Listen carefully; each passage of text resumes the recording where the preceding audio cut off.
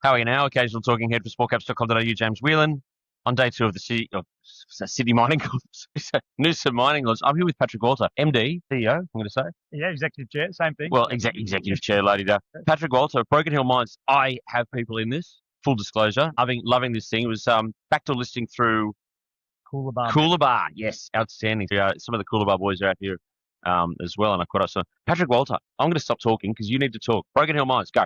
Yeah, so Broken Hill Mines is consolidating, or is focused on the consolidation of Broken Hill as an ore body. So the single largest and richest silver, lead, zinc ore body in the world. In fact, it's by a margin. They put it onto a log scale graph so that the other ore bodies can catch up. So 140 years of mining history. Yeah.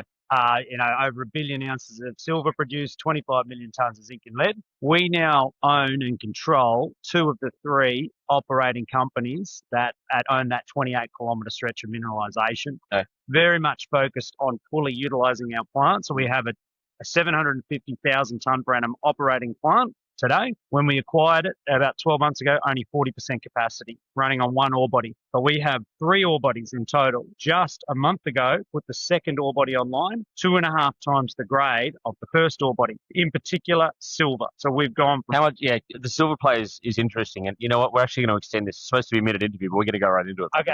Well, give you some... Run us through the silver holder because it's actually a fascinating story. Yeah, so to give you some context, the Western Min ore body, which has been running for the last 12 years, contains only 40 grams a tonne silver, relatively low grade in silver content. Main lode, which we just bought online, 150 grams a tonne silver.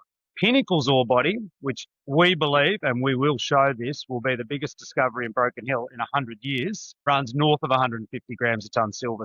As we bring on these ore bodies, we transition to being predominantly a silver producer, which is relatively unheard of in the ASX. There's lots of great companies on the ASX that have silver ounces in the ground and they just need to build a plant or they need some approvals. We are producing silver today. Our lead concentrate contains 1.2 kilos a tonne of silver, and we are shoveling it out the door at $53 US an ounce. It is unreal. We cannot produce fast enough. And just so the context, where's silver trading at the moment? 53. That's extraordinary. When we started this process, we've spent the last 12 months privately developing on the main lodes, 1,100 metres of underground development, chasing high silver. And we were doing that at $25 an ounce silver. We're very happy at 55. Don't worry about that. Yeah. So we're a very young company, relatively unknown. We're only 13 weeks old. We raised $20 million at 35 cents on the 23rd of July this year. How was it?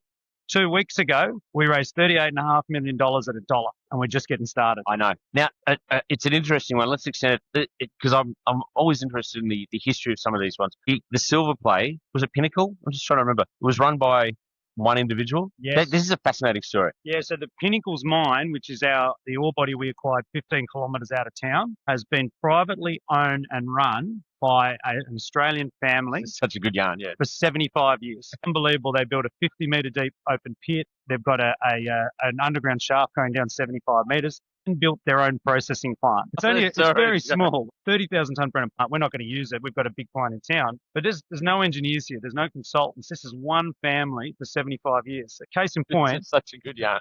1,000 metres of drilling at the Pinnacle's mine, and not a single metre had ever been publicly released. Yeah. Until we started releasing results in September. He was doing his own assays, wasn't he? Oh, yeah. He wasn't assaying, he was just sort of grading himself. Well, the first results we released, I think it was go back to an ASX release on the 22nd of September this year. We released some results of core that Craig and his family had drilled a few years ago that they didn't even assay.